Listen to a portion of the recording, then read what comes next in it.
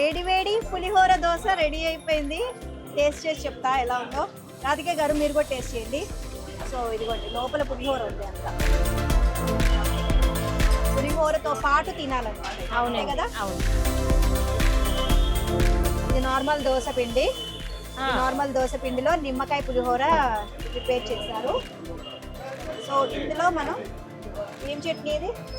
కొబ్బరి పచ్చడి, కొబ్బరి పచ్చడి, అల్లం పచ్చడి ఈ రెండు మిక్స్ చేసుకొని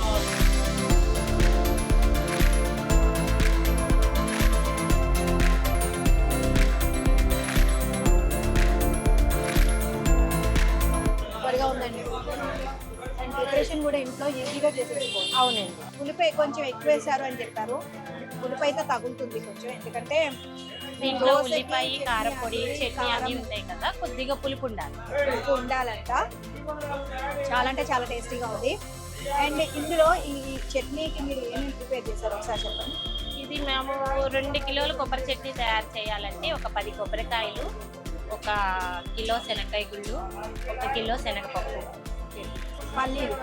పల్లీలు, వేయించిన శనగపప్పు, 10 కొబ్బరికాయలు వేస్తే ఒక 2 కిలోల చట్నీ ప్రిపేర్ అయ్యింది. అండ్ ఈ చట్నీ కూడా మనకి అల్లం చట్నీ. సో చాలా అంటే చాలా టేస్టీగా ఉందండి పులిహోర ఇడ్లీ. ఫస్ట్ టైం, నేను ఆల్రెడీ మీకు ముందే చెప్పాను కదా, నేను ఫస్ట్ టైం తినడం కూడా ఫస్ట్ టైం అండి. నేను అసలు కూడా చూడలేదు. ఇది ఇక్కడ మాత్రమే భవానీ శంకర్ టిఫిన్ సెంటర్లో ఇది చాలా చాలా చాలా ఫేమస్ టిఫిన్ అంట, అంతే కదా? ఫేమస్. సో దీని ప్రిపరేషన్ మార్నింగ్ ఈవినింగ్ 2 పూట్ల అవుతుందా? ఎప్పటిదప్పుడే. సో టేస్ట్ కూడా చాలా అంటే చాలా టేస్టీగా ఉందండి. అండ్ వేరే లెవెల్లో ఉంది టేస్ట్ మాత్రం. ఒకవైపు పులిహోరతో కలిపి దోశ తినాలి, అప్పుడే మనకి దీని టేస్ట్ అయితే తెలుస్తుంది. థ్యాంక్ యూ రాధిక గారు.